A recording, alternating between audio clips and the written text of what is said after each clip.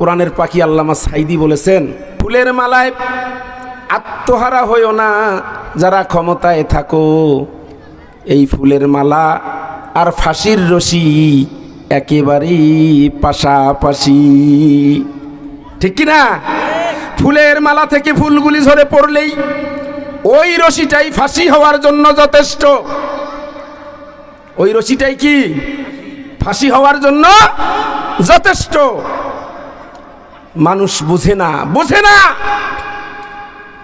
ইতিহাস থেকে শিক্ষা নাও, পূর্বপুরুষদের দিকে তাকাও, যারাই কোরআনুল কারীমের আল্লাহর দ্বীনের কর্মীদের উপরে যারাই আঘাত করতে চেষ্টা করেছে, আল্লাহ পাক তাদের গোষ্ঠী শুদ্ধই তাদেরকে সাফ করে দিয়েছেন। কথা বল ঠিক কিনা? সেই আল্লাহ এখনো আছেন না নাই? সেই আল্লাহ এখনো আছেন। তাহলে যারা যুগে যুগে যারাই অহংকার করেছে তারাই কিন্তু পৃথিবীতে টিকতে পারে নাই।